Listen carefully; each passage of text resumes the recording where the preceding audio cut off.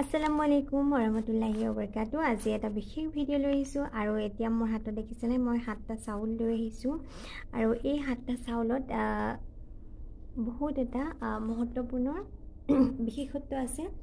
আৰু যদি আপোনালোকে ভাবে যে আমিও আমাৰ সমস্যা যদি আপোনালোকৰ যদি সমস্যা আছে মানে সমাধান কৰিব বিচাৰে তেনেহ'লে আল্লাহে এই 7টা চাউলৰ দ্বাৰাই সমস্যাটো সমাধান কৰিব। আৰু এইটো কেনেকৈ কৰিব তাৰ বিষয়ে মই বিশেষ লৈ আহিছোঁ।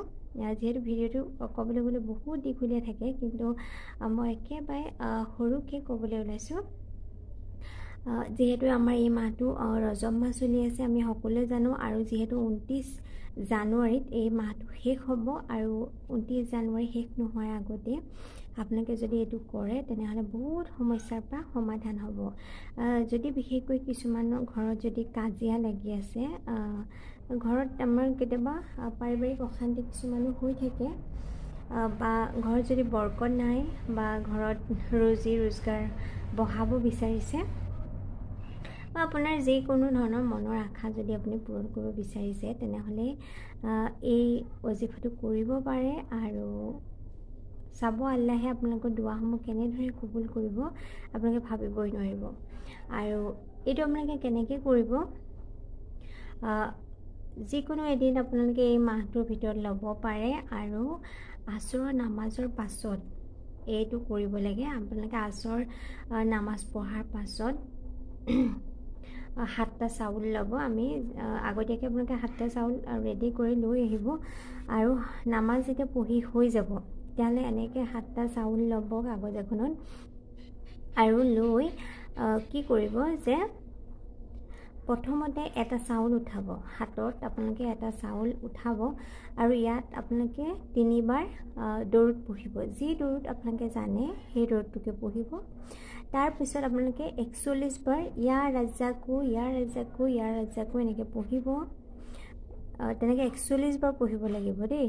আৰু তাৰপিছত পুনৰ যিটো দৰুদ প্ৰথমত পঢ়িছিলে সেই দৰুদটো পুনৰ 3বাৰ পঢ়িব লাগিব। আৰু এনেদৰে যেতিয়া পঢ়ি হ'ব এনেকৈ আঙুলিত লৈ তাক 3বাৰ ফুক মাৰিব। আৰু যেতিয়া এইটো প্ৰথমটো হৈ যাব তাক ছাইড কৰি দিব। নেক্সট আকৌ এটা ল'ব, আকৌ লৈ একে 3বাৰ দৰুদ পঢ়িব। আৰু তাৰপিছত ইয়াত আকৌ 41 বাৰ ইয়াৰ ৰাজ্জাকু পঢ়িব আৰু তাৰপিছত পুনৰ সেই দৰুদটো পঢ়িব যিটো দৰুদ আপোনালোকে পঢ়িছিলে, আৰু তাৰপিছত 3বাৰ ফুক মাৰি আকৌ ইয়াক ছাইড কৰি দিব। হ'ল এনেকৈ আপোনালোকে 2বাৰ কৰা হৈ গ'ল। নেক্সট বাকীকেইটাতো একেই প্ৰচেছ এনেকৈ আপোনালোকে বাকীকেইটাতো পঢ়ি ল'ব। যেতিয়া গোটেই 7টা পঢ়া হৈ যাব তেতিয়া এখন ধুনীয়াকৈ কাগজত বান্ধিব আৰু বান্ধি তাক গধুৰ বস্তুৰ তলত থ'ব। মানে আপোনালোকে শোৱা বিচনাৰ যিটো মাটিৰ অংশ, মাটিৰ লগত যিটো তলত অংশ লাগি থাকে তাৰ খুটাত মানে ভৰাই থ'ব তলত। নহয় আপোনালোকে গডৰেজ হওক বা যিবিলাক আপোনাৰ গধুৰ বস্তু আছে তো তেনেকুৱা গধুৰ বস্তুৰ তলত আপোনালোকে ভৰাই থৈ দিব। আৰু চাব, আৰু আপোনালোকে যে ভৰাই থ'ব তাক আৰু চেক কৰি নাথাকিব। আপোনালোকে চাব আল্লাহে আপোনালোকক কেনেদৰে ৰুজি ৰোজগাৰ হওক বা আপোনালোকে যি আশাত মানে দোৱাটো পঢ়িব তাক কেনেদৰে কবুল কৰিব আপোনালোকে ভাবিবই নোৱাৰিব।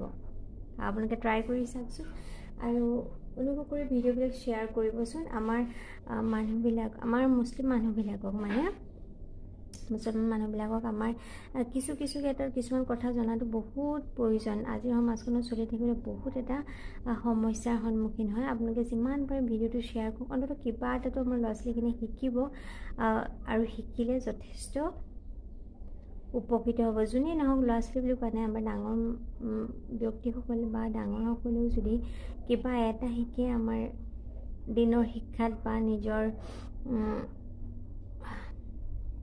নিজকে আগবঢ়াই নিয়াত যদি কিবা এটা শিকে, অন্ততঃ কিবা এটাতো উপকৃত হ'ম বুলি আশা কৰিব পাৰি। আৰু আপোনালোকে যিমান পাৰে ভিডিঅ'টো শ্বেয়াৰ কৰিব। আজিলৈ আহোঁ। আসসালামু আলাইকুম ওৰহমতুল্লাহি ওবৰকাতুহু।